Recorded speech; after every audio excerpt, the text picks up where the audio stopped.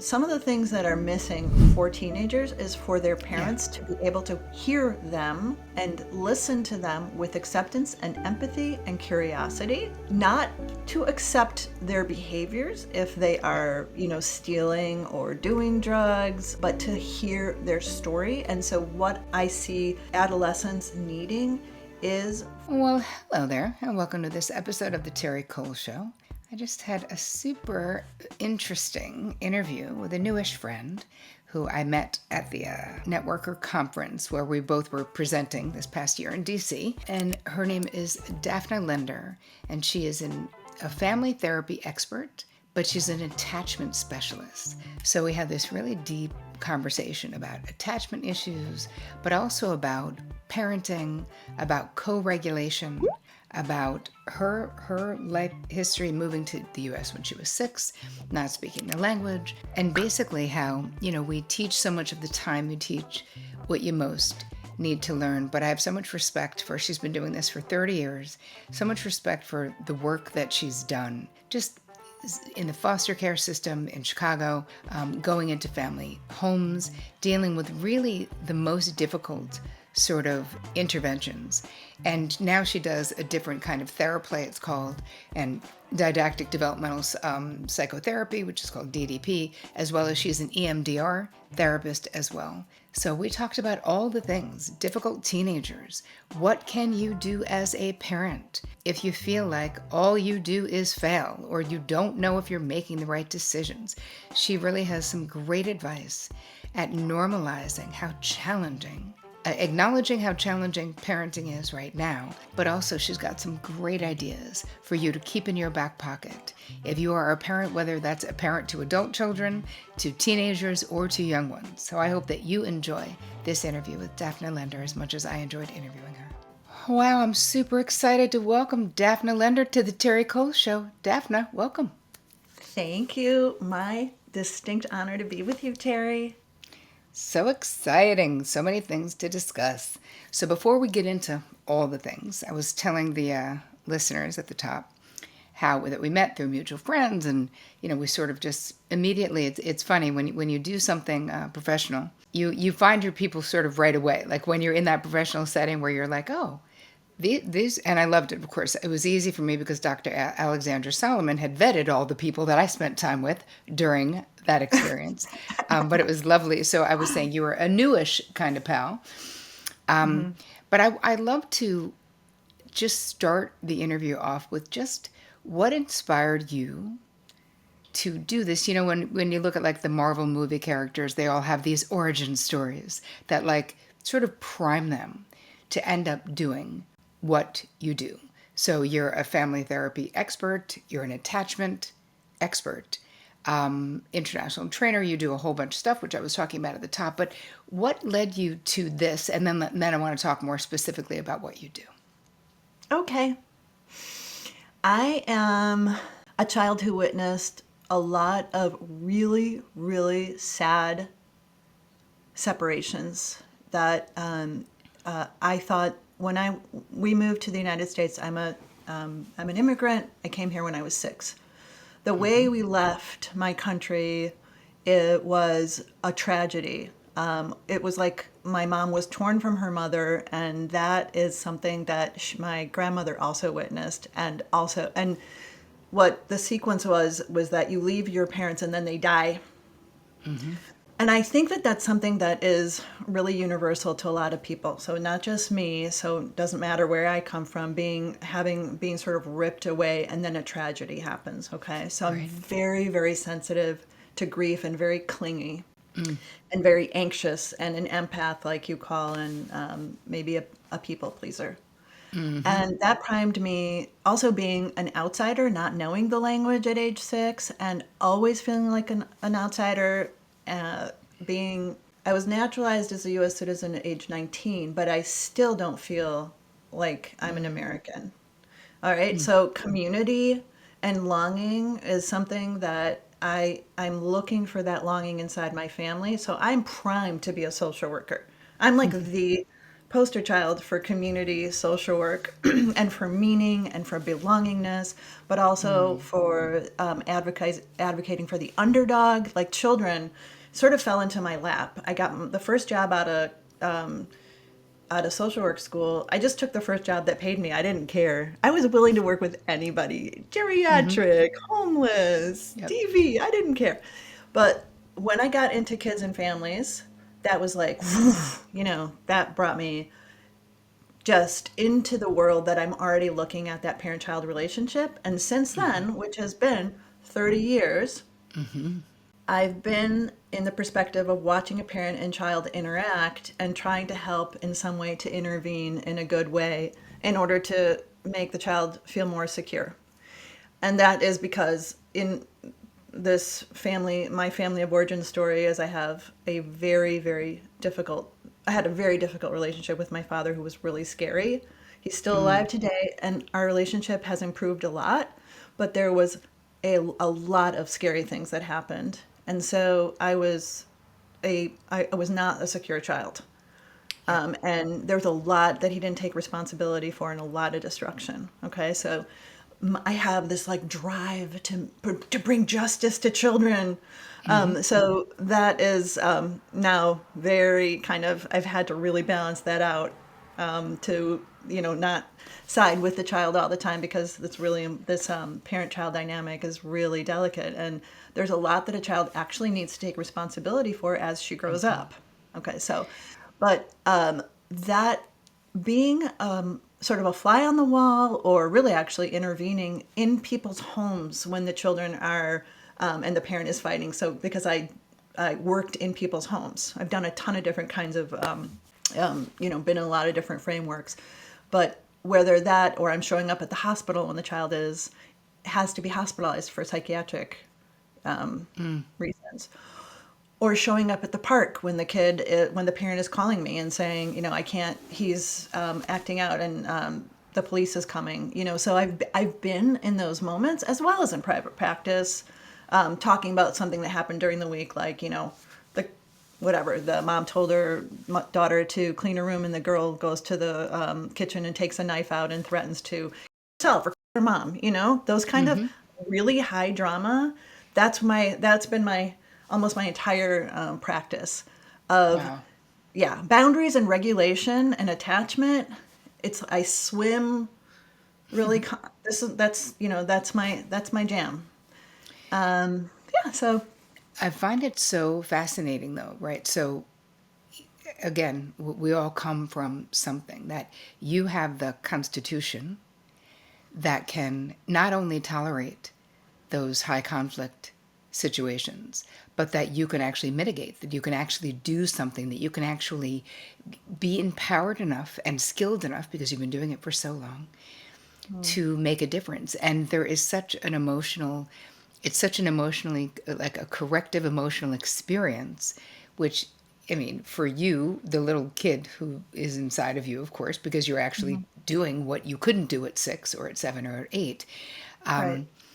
But I find it so interesting because if you don't have that background, you probably would not be good in those situations, right? Like you're probably not the person to do those. So I want to talk a little bit about, boundaries. One of the things that I hear so much about from people on the interwebs and questions that they ask me is there's so many challenges that parents have with keeping good boundaries, right? And understanding what that even means, but with their kids. And it can be from the youngest, and you had said this with some of the stuff that you had sent me, from deciding, do you let a kid cry it out or cry themselves to sleep or Ferber method it up or whatever, right? There's all these different things that you can do.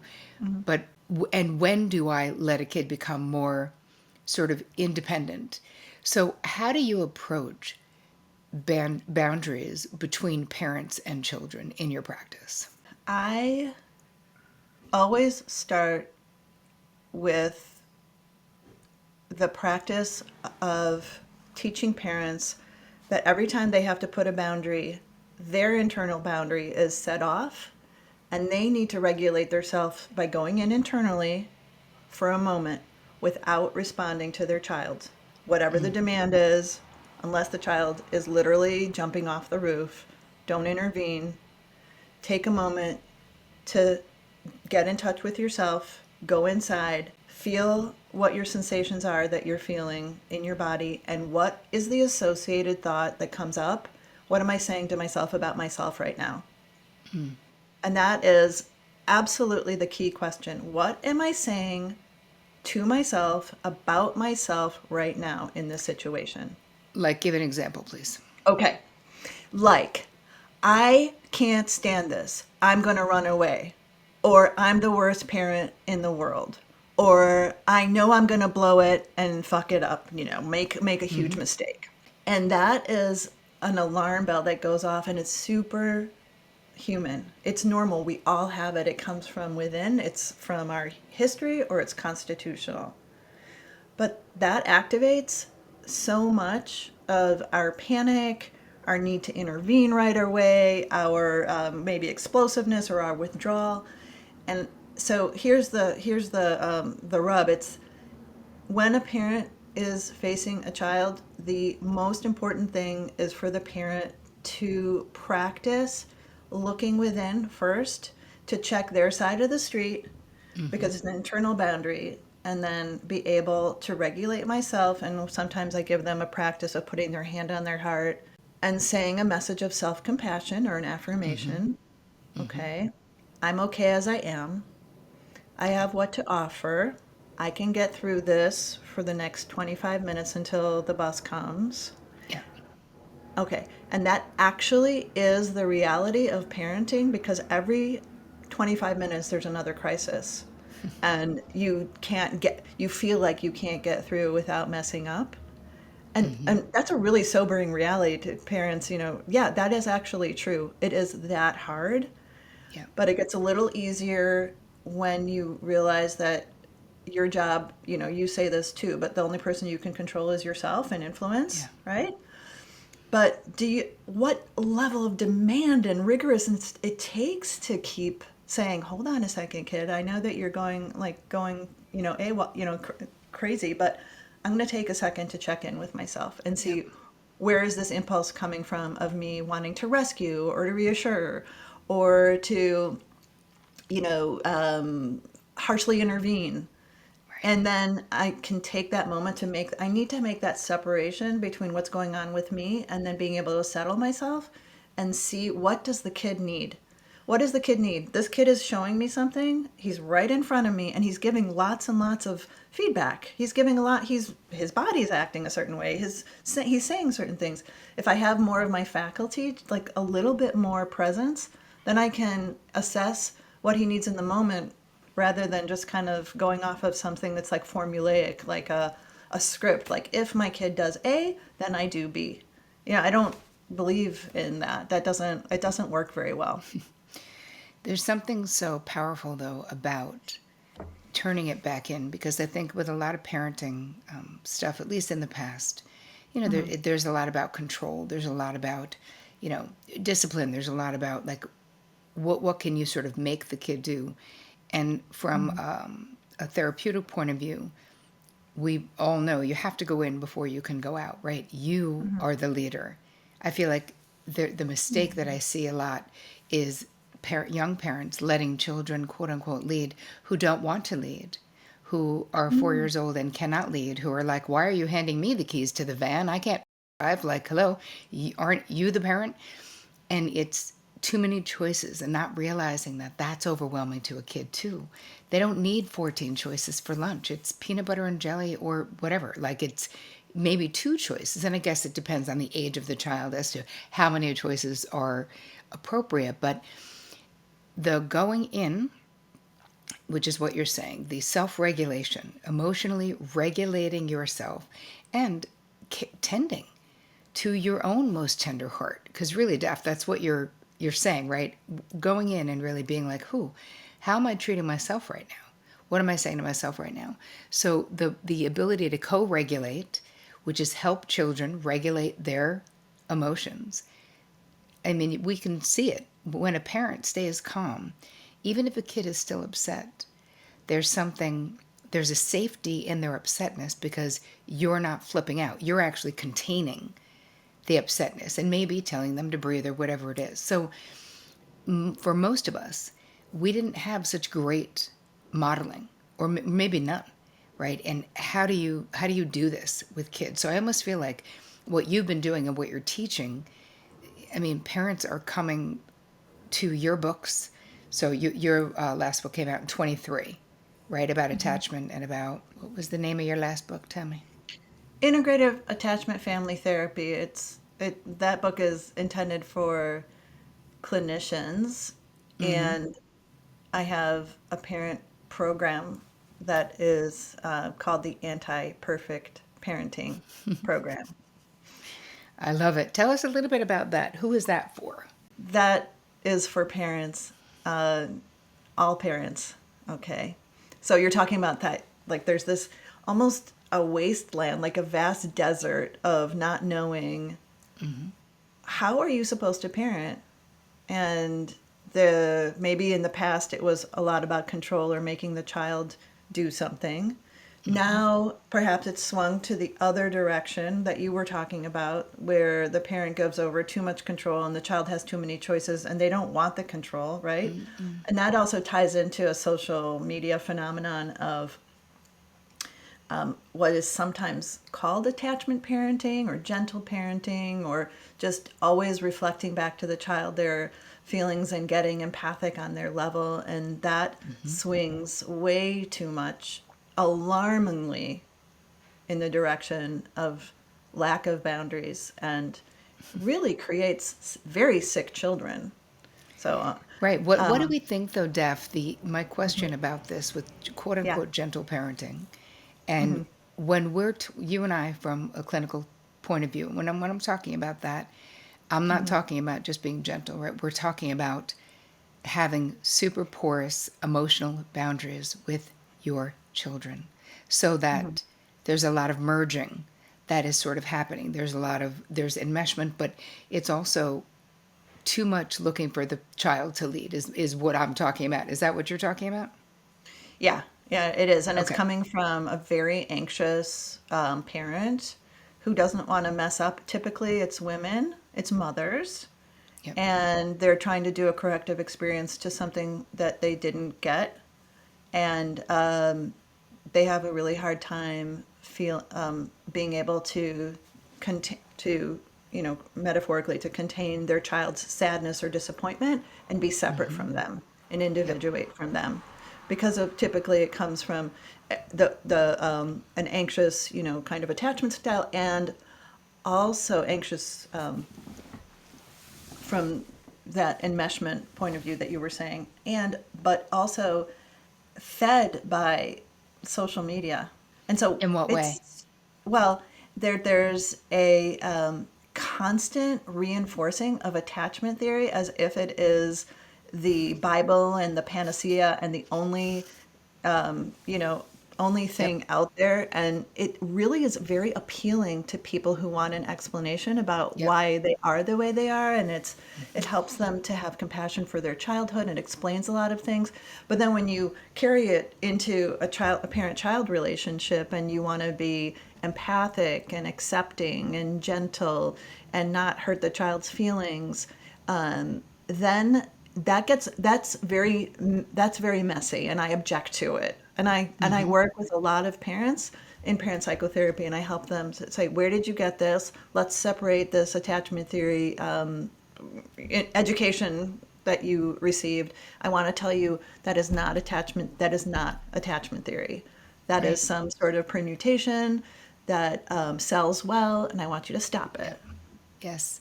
It's so interesting you say that, because it's like when you think about attachment theory, when 30 years ago when I was in social work school, right? Like what we did or didn't learn about it, it was never even really accepted back then. It was like there was a lot of controversy around it. Not everyone was on board of being like, yes, this is super solid. This is something. And then as years went on, it became more and more popularized, And I totally agree. Now, I do think there's something to it for sure, but the black and white of it all, what you're saying, that people looking for it to be like, oh, this explains everything. You're like, literally no, because there's no theory that will explain everything, and everyone is so individual and different. So, how do you, when you're working with parents, let's say that someone's listening and they feel like they're either psychologically or emotionally, physically, like, have porous or too malleable boundaries with their children. How do you help them create healthier boundaries? Okay. The first thing that I would do is I would tell them to stop doing everything. Just stop. Stop collecting theories, stop collecting interventions. I want you to wait Yeah. to sit in place with me, and I want to come up with some incident or event that happened with your child, and we're going to break it down both in terms of physiologic sensations and what meanings you ascribe. That's what I was talking about earlier. And then I'm going to help you to see that it relates either to your history or to your personality, what happened to you, or how you're wired. I am not going to go in too much into the story. Yes, I want to hear about your relationship with your dad, but I'm guessing that you've already talked about it a lot with another therapist or have already journaled about it a lot. I don't go too much into the history because that actually reinforces, it really, really reinforces the sort of the victimization or the drama Yeah. aspect of attachment stories. Okay. And I don't want, and then I'm going to have the message with the parent that I'm going to help you right now on regulating your physiology, which is, I want whatever it is. It's going to be breaths. It's going to be just watching if you feel heat right now in your body, just watch that and let that pass without judgment, without ascribing negative meanings and fears to it. And that is and then having some message of, as I said, self-compassion. Now, people have a really hard time with that message of affirmation or self-compassion because they feel that's another struggle, that people don't believe that I'm okay as I am. So Right. this is the ABCs of being a human. Actually, it pertains both to children, to parenting, but it pertains to every single situation. Right. So I don't believe that I'm okay as I am or that I have what to offer. Okay, what are we going to do to approximate that? Like, you still have to practice regulation. It's your responsibility, and this is how you do it. And then after that, and only after that, and I need to see the parent be able to calm somewhat in their body. I have to see it. So the visual aspect is really important, to be able to see a person take a breath and say that you're doing it. Okay? You're doing it. Now that you have a moment of a little bit more openness or peace, do you see how you can see the person in front of you better? You have cleared your screen a little bit of the static. That's the gold. That's what it is. Of course, then the added gift or benefit that I have is I have a ton of behavior management strategies. I got it all. I read every Right. book. I can pick from anything, whether it's CBT or DBT or nurtured heart. I don't care. Whatever works. Do you know Right. what often is the thing that works though? The simplest thing. Do you know what it is? To be like, oh, guess what? Yeah, you're having a really strong emotion. I got it. And I'll be able to hear you when you talk to me better. In the meantime, I'm going to go and fold the laundry. And you go and fold the laundry with confidence and act like fake it, Yep. that this is a meaningful task to you. Meanwhile, you're saying to yourself, oh my gosh, I can't believe that he's acting this way. I have to calm down. Daphna said I have to be more regulated. Am I, that whole thing? I don't care. Do it. It's fine. But you need to fold laundry and get away from that kid, because you're the leader in this and you're not engaging in that, but you're not punishing them, and you have a purposeful thing that's next on your agenda. I'm a person, okay? And I have to fold laundry. It's so interesting. I love that intervention because part of what I've seen in my own life, and I've seen with my, I've got grandkids. Listen, we see it everywhere. Of course, when you're a Yeah, therapist, you yeah. can't stop seeing it. But too much, this singular focus on children with like no emotional privacy, or no, as you're saying, no moment for them to sort of process something while you're processing something, like having faith. I always felt like, even before I was the therapist, that in a lot of ways kids rise and fall to our expectations. And so when we expect that if I give you this task to sort of calm down, right? I have faith you're going to do it. And I started my parenting journey with teenagers because my husband was widowed. And I remember just thinking, like, treating them, or expecting that they would, I don't know, get it together, Terry, trying Hmm. to communicate with their most effective self, sort of assuming that they could do it, whatever the thing was. And Vic and my husband and I were a lot of times in conflict because he Of was course. more, of course, he'd been a single parent. He's their biological parent. I mean, I get where he was more worried about them failing. And I was more like worried about him infantilizing them, where I was like, Mhm. let them So breathe, normal. man. It's okay. And even if it was something as silly as, I remember one of my middle son was talking about how he was going to open up an artist colony in Newark, New Jersey, because that's where they went to school. Like, these old buildings that are for sale, and I'm just letting him tell me this fantasy. He was 16 years old. Mhm. Vic is like, who's going to give you a mortgage? He's literally, I was like, dude, how about stop being a dream crusher? Let the kid dream. He's not getting a mortgage. He doesn't even have a bank account. But I could see, and Vic is first generation American, and I mean, there's a lot of, I think, the fear that can come along with that. For But sure. anyway, for you with the teenagers, because I know that you have dealt with and do deal with and have specific interventions that you use with difficult, let's say, teenage clients, to help Yeah. them calm their central nervous system down in order to better connect, whether it's with their, at school, or whether it's with their parents. What do you have for difficult teens? I usually work in a family therapy situation with the teens, and so I rarely work with a teenager alone. I'm looking to what some of the things that are missing for teenagers is for their Yeah. parents to be able to hear them and listen to them with acceptance and empathy and curiosity, not to accept their behaviors if they Yeah. are, stealing or doing drugs Yeah. or, violating curfew, but to hear their story. And so, what I see adolescents needing is for their parent and them to sit together with my facilitation and for them to be able to say what they're really feeling inside. And I help them say it because they say it in the most extreme, insulting way. Um, and if you listen to them and they feel validated, they're actually going to get more extreme, which is it's like it's Kind of very, counterintuitive. paradox. Yeah, right. But it's like, okay, I got you. I got you. Now, mom, I'm going to have you reflect back with acceptance and empathy and curiosity what your child is saying underneath without taking it as an attack on you. That is your job, is to listen and to understand your child because they're trying to tell you something about their identity as it's growing.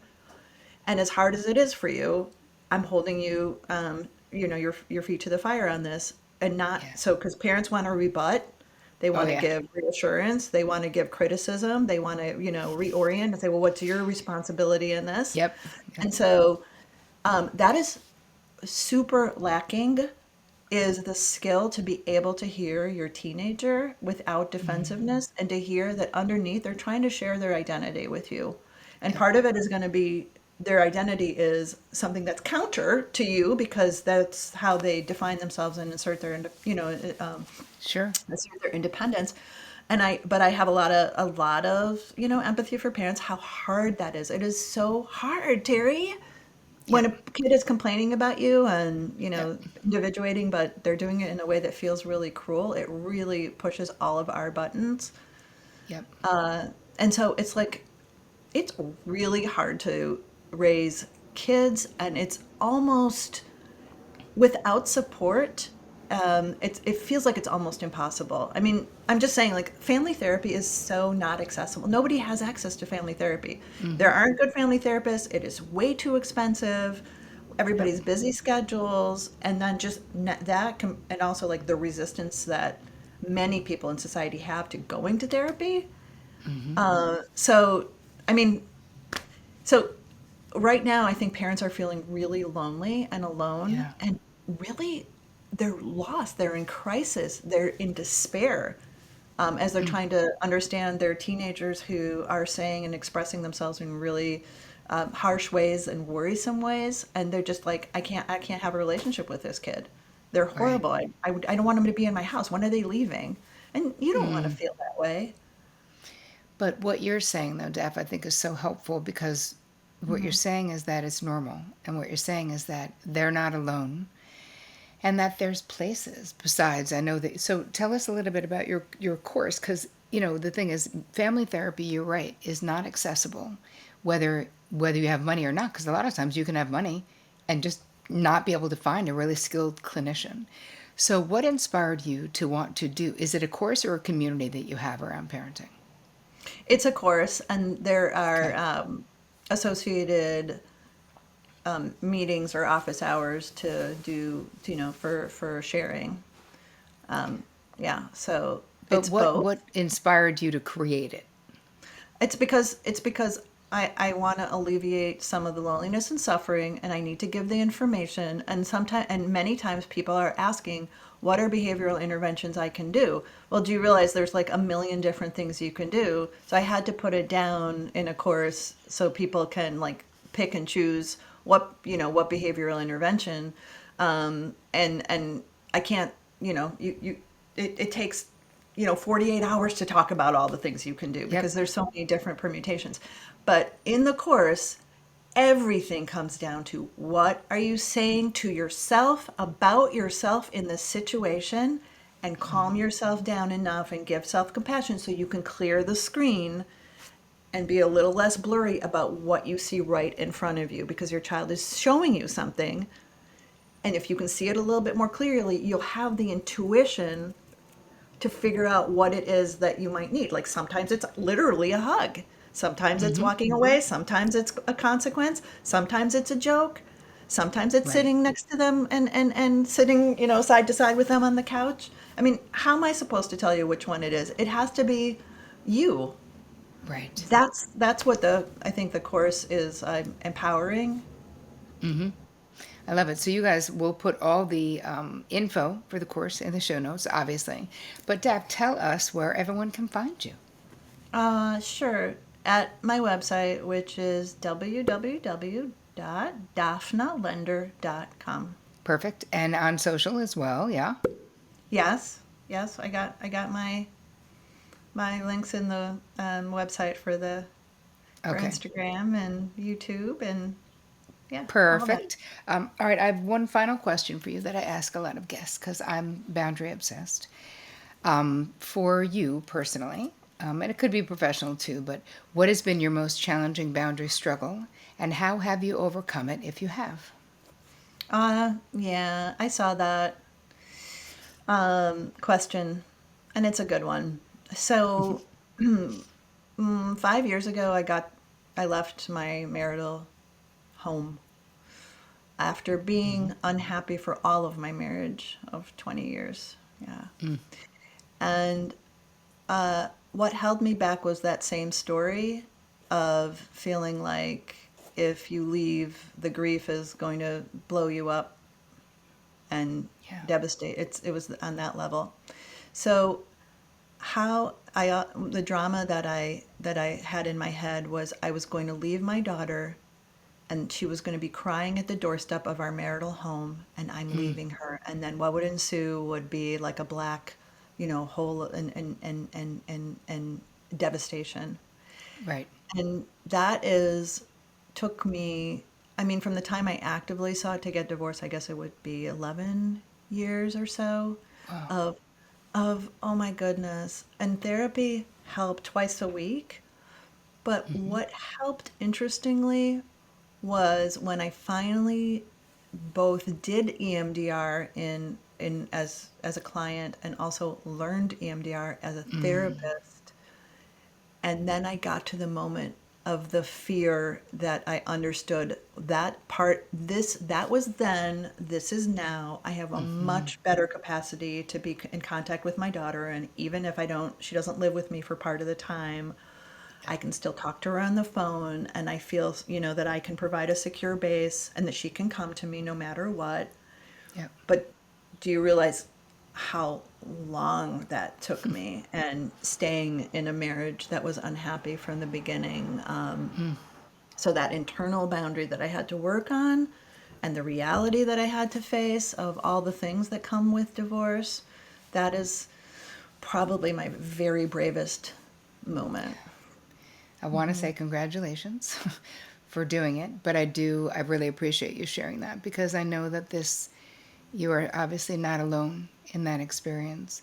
And if you can do it, it inspires other people that there's a thoughtful, compassionate, self-loving and other loving way of doing it. And yes, as you described, it took a long time, but it's a big deal.